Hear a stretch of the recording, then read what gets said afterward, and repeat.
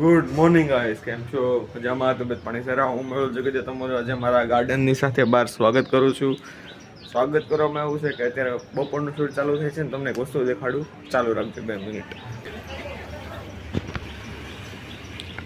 અમારે સવારમાં જો ઘેટા આવ્યા છે, ઘેટા બકરા. પછી છે ને ગાઈસ અમારે સામેનું ગ્રાઉન્ડ છે ને ઝૂમ કરું છું. અને છે ને સવારમાં ઘોડા આવ્યા હતા એની ક્લિપ મૂકી જાય. અમારે ખબર ન પડે નવા જાનવર આવ્યા રાખે છે. આજે ઘેટા બકરા આવ્યા છે, ઘોડા આવ્યા હતા એની ક્લિપ હું મૂકીશ. બરોબર, બેનને લેટ થાય છે એટલે આપણે નીકળીએ પાછા.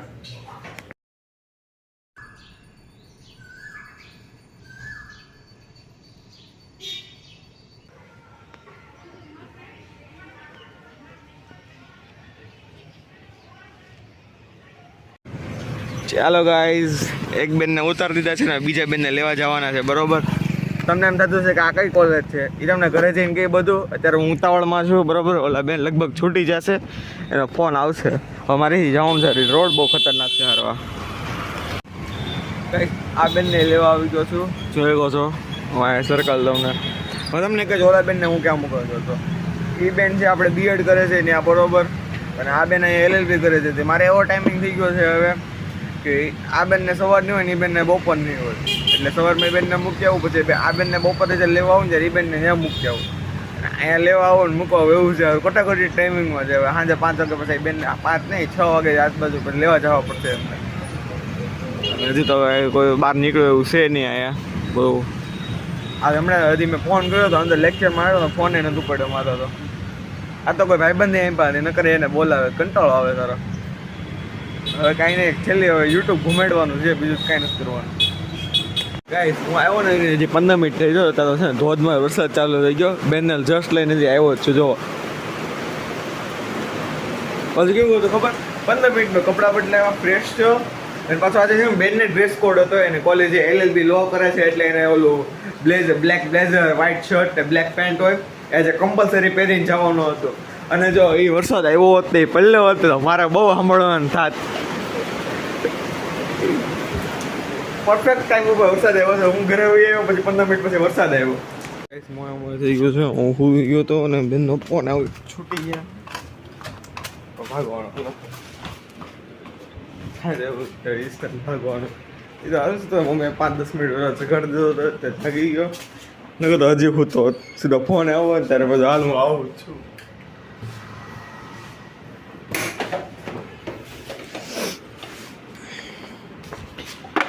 ચાલો ગાડી કાઢી વાળી ગાઈઝ. બેનને લેવા તો જાઉં છું પણ એવું કશું નોટિસ કરજો. આ રોડ કે જુઓ તમે કેવો એકદમ ક્લિયર ને ચોખ્ખો છે.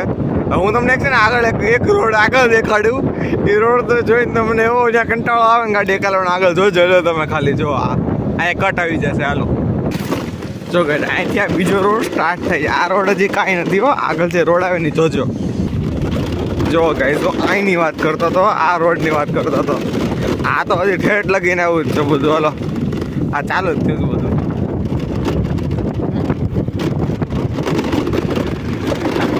આ રોડ પર હાલવામાં વાંધો શું પડે ખબર? આપણે એવું લાગે કે ઓલો ખબર ઓલો ફોન આપણા ખીચામાં પડ્યો હોય, વાઇબ્રેશન મોડ ચાલુ હોય. આ રોડ ઉપર એવું લાગે હારો આખો આમ આપણે વાઇબ્રેટ જ થાય રાખે. નકરો આખો રોડ જ તારો એવો છે.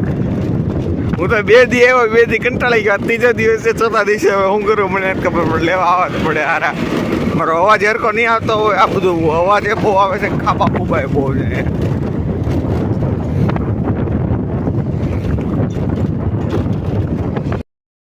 મિત્રો આપણે આવ્યા હતા ઘરે ને ઘરે બેનને લેવા ગયા હતા. બરોબર, તમે જોયું હશે. વરસાદ ચાલુ થઈ ગયો તો મેં પછી શૂટ ના કર્યું. ઘરે આવ્યો ને મને હજી એક કામ મળી ગયું છે. કામ તો મારા ઢગલાના મોઢે હોય. કામ હું છે કે મમ્મીએ પાછો શર્ટનો ઢગલો કરી વાળો છે. આપણે ઢગલા થતા હોય શર્ટના હો, બીજા કાંઈ નહીં. બરોબર, આપણે શર્ટ વાળી નાખીએ, મારે વાળવાના છે બધા. પછી આપણે આગળ વિચારીએ.